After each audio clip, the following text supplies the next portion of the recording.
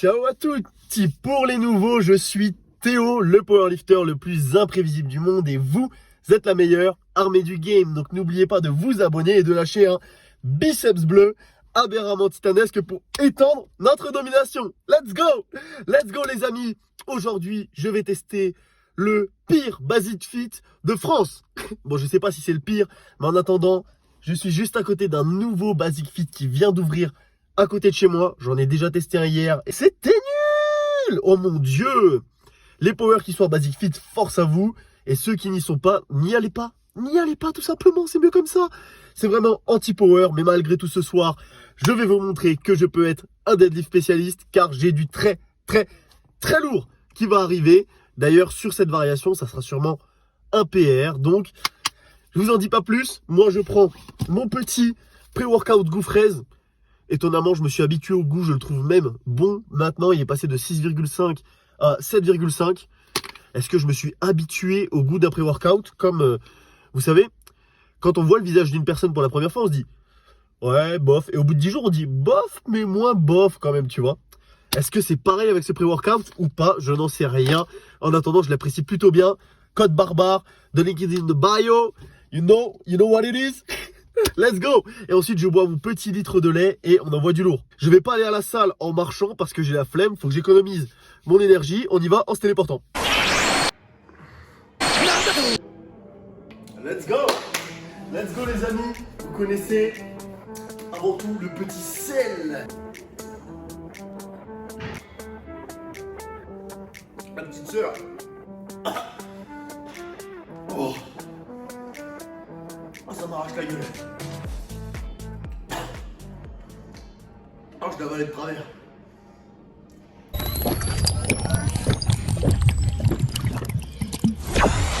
Let's go!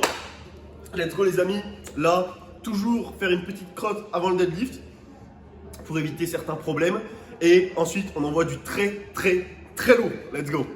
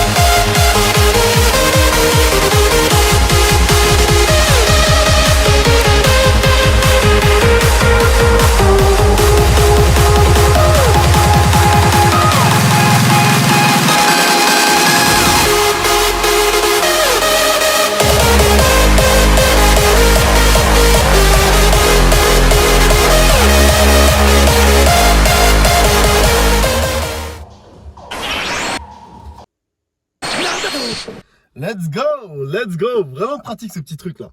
Mais bref les amis, avant de procéder à un petit récap, comme d'habitude, je vais vous poser une devinette que vous n'êtes pas prêt à recevoir.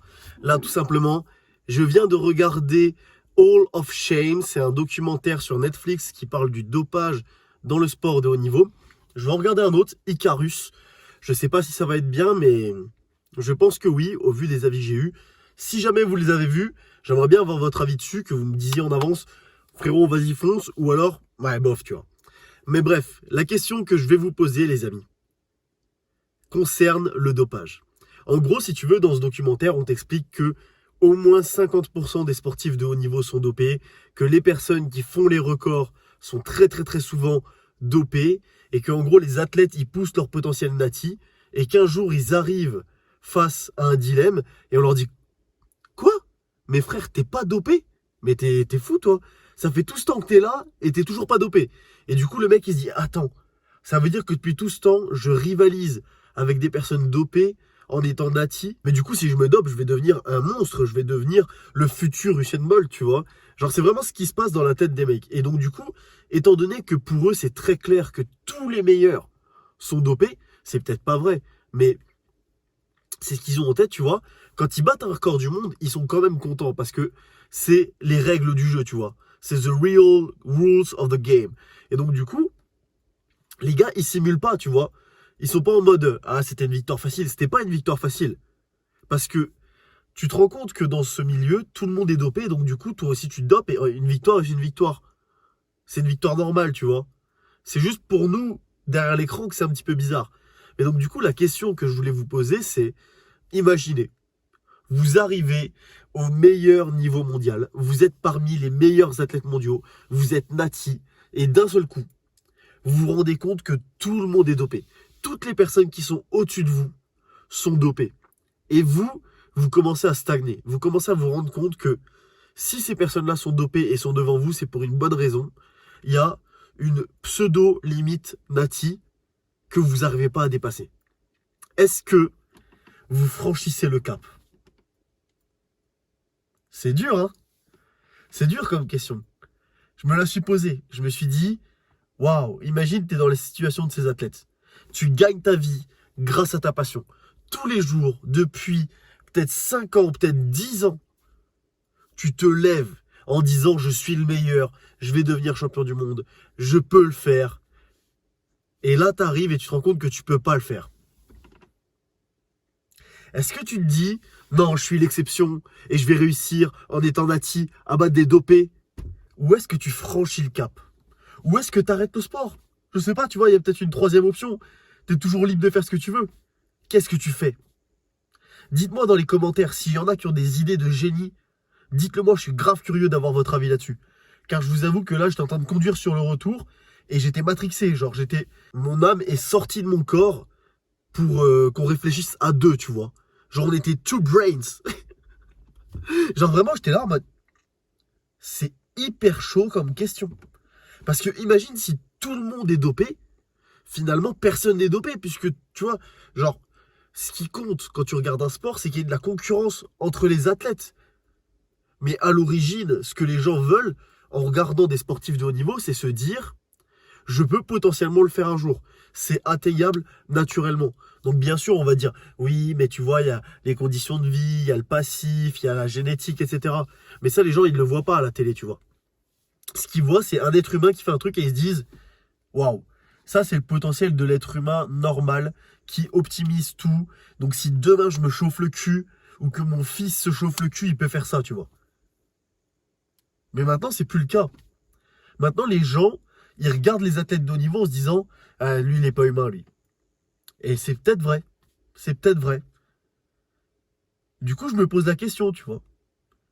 Même, est-ce qu'il faudrait faire une fédération testée, une fédération nati, du coup, testée c'est nati, une fédération pas testée, tu vois.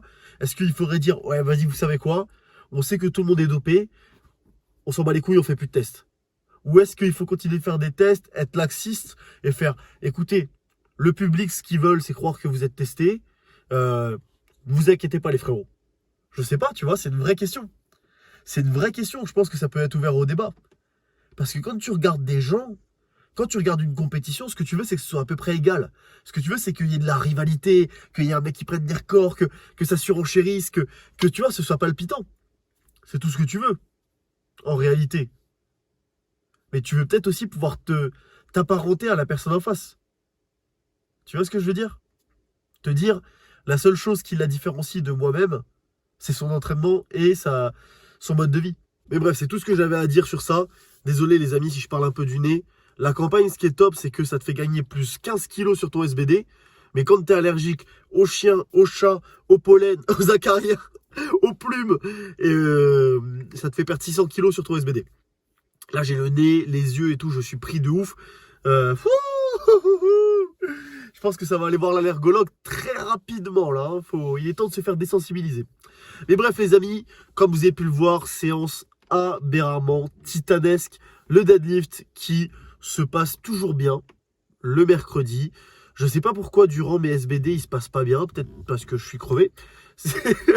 Ça peut être une bonne chose. Mais en attendant là voilà, vous voyez que je suis à l'aise quoi. Je suis à l'aise, j'ai énormément de reps en réserve alors que c'est lourd.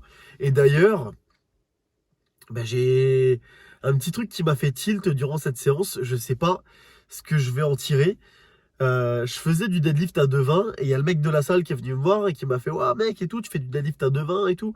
T'as déjà testé le tradi ?» Et je lui ai dit « Mec, impossible que je fasse du tradi, tout ça. Regarde mon tradi. » Donc j'ai fini toutes mes séries et là je suis arrivé, j'ai fait un single à 220 qui est super bien monté en tradi. Et je me suis dit « Putain mais je suis fort en tradi en fait. » Donc je sais pas si un jour je vais être amené à faire du tradi ou pas. Mais ça m'a ultra perturbé parce que pour moi j'étais nul en tradi.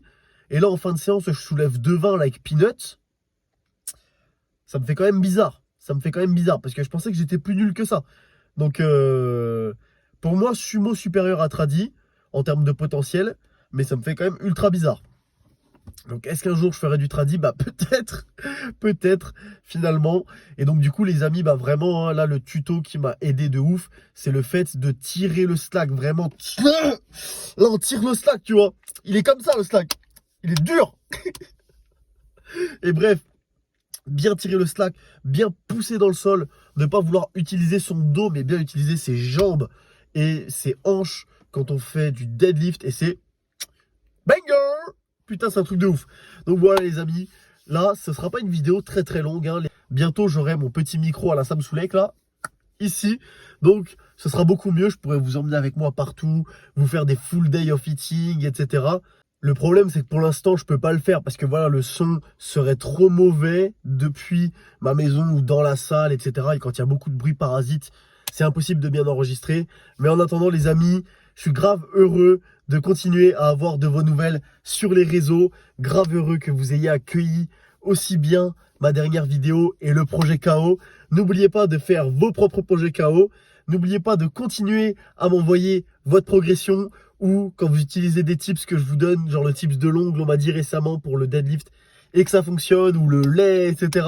Je kiffe vous voir évoluer avec moi. De toute façon, n'oubliez pas qu'on est la meilleure armée du game et qu'on va étendre notre domination sans cesse, sans cesse. Donc les amis, si vous faites une prise de masse, bonne chance dans votre épopée. On se retrouve pour une prochaine vidéo, sûrement pour ma remise de diplôme, car demain, je prends le train, je vais à Marseille et on va me remettre mon diplôme avec mon petit chapeau sur la tête, comme ça. Mais bref, voilà les amis. On se retrouve pour une prochaine vidéo, ça va bien se passer. Ciao!